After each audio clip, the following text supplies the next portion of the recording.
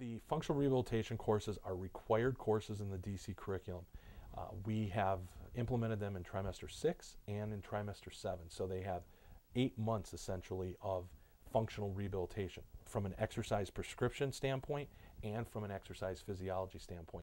Here at National University of Health Sciences, we have a program designed that is the most evidence-based science program that we have available. Adding functional rehabilitation in 2 semesters shows the commitment from the university to the students that they want the most up-to-date evidence-based program available in the country.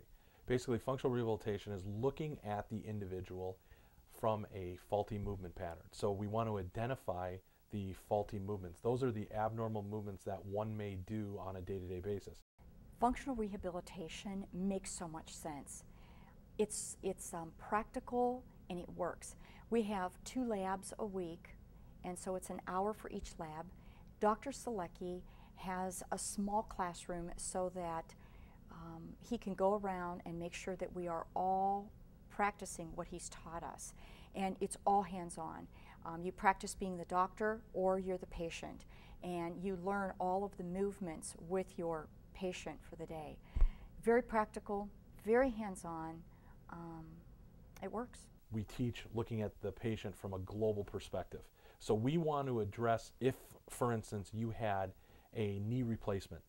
There's a reason why you would have a knee replacement. It wouldn't be just from the fact that the knee wore out. There's a reason why the knee wore out, and it's bigger than just the end result. We want to not, I always stress this to the students, we're not out to teach the end result, we're out to find the cause.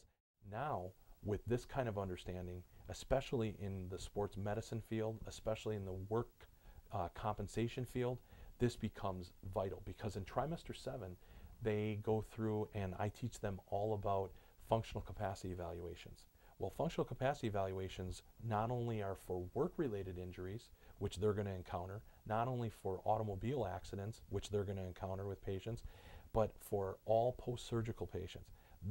These courses in trimester 6 and 7, from the experiences I've had working in the athletic training world and the sports medicine world, these are so vital for the physician who graduates, who wants to private practice to work with athletes or work in a multidisciplinary setting with other MDs, DOs, PTs, ATCs. They can bring so much to the table, because this is not something that's necessarily taught in medical school. It's not taught in osteopathic school. Even in physical therapy, they don't get the detail that here at National that the students are getting.